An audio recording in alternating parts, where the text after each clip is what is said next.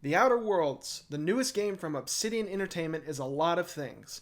It's a giant middle finger to Bethesda for screwing them over on their Fallout New Vegas deal some 9 years ago. It's a brand new IP set in a colorful galaxy filled with memorable quests and characters. And above all else, it's a f***ing masterpiece.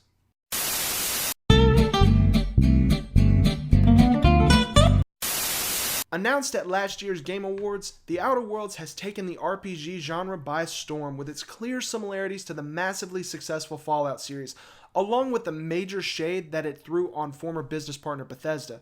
For those who don't know the history of these two companies, back in 2009, Bethesda hired Obsidian to use the tools and gameplay formula of the critically acclaimed Fallout 3 to create a new entry in the series taking place in the post-nuclear war version of Las Vegas.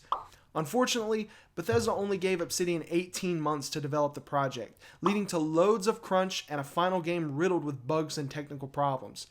Ultimately, however, Obsidian was able to refine and improve some of the mechanics of the gameplay, including the ability to aim down the sights, a feature that wasn't even in Fallout 3. The game received lots of praise from fans and critics alike, with a large portion of the fan base, myself included, hailing it as a superior product to Fallout 3.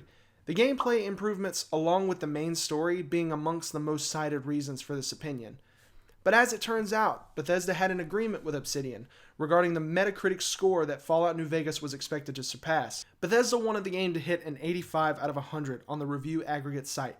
In return, Obsidian would receive a hefty bonus payment from Bethesda. What score did the game end up hitting, you may be wondering? Well, an 84. Yes, that is correct. New Vegas missed the bonus by a single point. And so began a period of financial turmoil for Obsidian, where every project could have been its last. And through this turmoil, Obsidian has risen from the proverbial ashes with multiple hits like South Park: The Stick of Truth, the Pillars of Eternity series, and now The Outer Worlds, an RPG that functions as a true successor to New Vegas, both in gameplay and thematical terms. And what a successor it is! The Outer Worlds is not just one of the best RPGs of the generation, it's one of the best games of the generation. As mentioned in my impressions video, I really don't even know where to begin. From the moment I began my journey across the Halcyon system, I was enthralled in the narrative and the lore that Obsidian has meticulously and lovingly crafted. Let's start with the graphics and sound design. I wouldn't go so far as to put the Outer Worlds at the top of the class when it comes to these factors, but where the game shines is in its art direction and its vocal performances. The Outer Worlds is beautiful in its visual design. The color palette used to create each world in the game does a great job in representing the attitude and the societies that inhabit them. Each planet you visit is bound to leave some sort of imprint on your memory, whether it's through the art direction or through the vocal performances of each character, which is as damn near flawless as a game can get. Oftentimes, I would exhaust every possible dialogue option just to continue being involved in the performances. This is certainly achieved by the performances, but it's primarily a result of the incredible writing in the game. The Outer Worlds takes place in a galaxy fully owned by corporations. This ownership has progressed so far to the point where citizens are required to begin and end conversations by repeating their respective company slogans. And something as simple as having to miss work due to an illness is seen as a major crime in society. And maybe it goes without saying, but I'm gonna mention it anyways. The Outer Worlds is a role-playing game at its core, and the systems that have been implemented to maintain its status in the genre all work incredibly well. Sure, like most other RPGs, you'll assign numerical values to your core stats at the beginning of the game, along with some vague details regarding your character's backstory. But the Outer Worlds takes it a step further by introducing the fault system, which periodically adds faults or negative traits to your character throughout the course of the game based on the experiences that you go through. To give an example, during my playthrough, after suffering repeated corrosive damage from some of the enemies in the world, my character acquired a weakness to corrosive damage, meaning that future damage of this type would be amplified.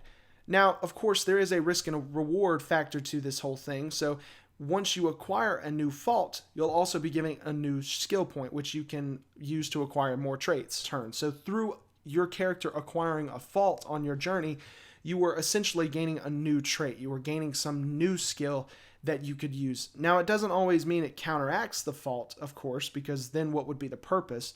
But it is there, giving you options to sort of, as your character becomes less sufficient in one way, you are able to become more sufficient in a different way. Now, while you'll be spending the majority of your time in the Outer Worlds in conversations with the various characters you meet, there is a combat system here that shares many similarities with the combat of Fallout 3 and New Vegas. While the VAT system doesn't exist within this game, there is a similar combat ability that functions basically like bullet time. Now, the combat as a whole is fine. My initial impressions were pretty positive, but as I neared the end of the game, I found it to be more of a chore. I'd often try to avoid combat whenever possible. Not because it isn't deep or fun in any way, it's just that the combat is so f***ing easy. This is partially in part to the enemy AI being about as intelligent as Bethesda's PR team, with enemies taking ages to spot you when you're out in the open, and sometimes even completely shrugging off the death of their comrades, even when they occur right next to them. Combat encounters were nothing short of a breeze, with the only slight challenge coming at the final boss. And this challenge is only a result of having to deal with the boss alongside 10 flying drones. Also, why the hell aren't there any sort of throwables in the game? Grenades, Molotovs, f***ing C4 charges. Anything would have been serviceable other than nothing. I also found the UI and inventory management to be something of a chore, albeit a minor one. The menus feel kind of clunky and complicated, especially when trying to switch gear on the fly. It's not the worst example of inventory management that I've seen this year, but it really put a damper on the experience at times. But what makes The Outer Worlds such a fine game is its story. I'm not going to spoil anything, so no worries there. However, it's important to know that the main plot will have slight differences from player to player based on the decisions that you make throughout the journey. As you make your way across Halcyon, you'll form your own opinions about how much good the corporations actually do for the colony, as well as whether or not they deserve to remain in power. You'll meet tons of memorable characters, all of which have their own backstories and struggles that you, as the unplanned variable in the galactic conflict, will have to solve. Most of these quests boil down to fetch quests or hit quests, but the outcomes are impacted by your stats.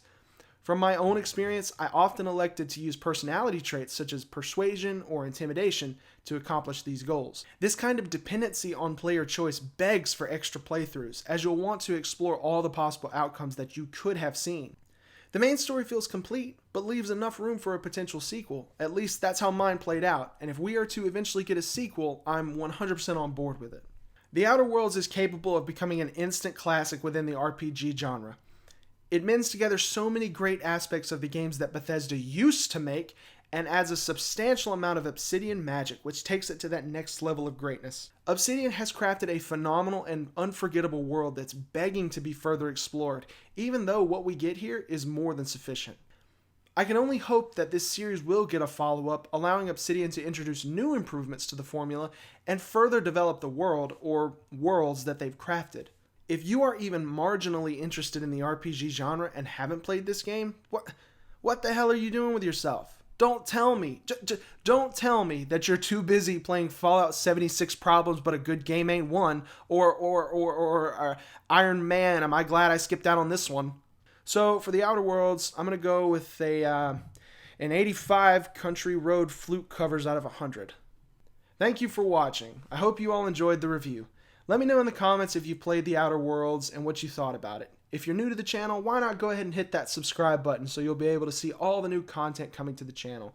Have a great day, everybody, and I'll see you for the Death Stranding review coming out in just a few days, hopefully, as if I haven't gotten lost amongst the hills of Kojima's crazy-ass rabbit hole type storytelling.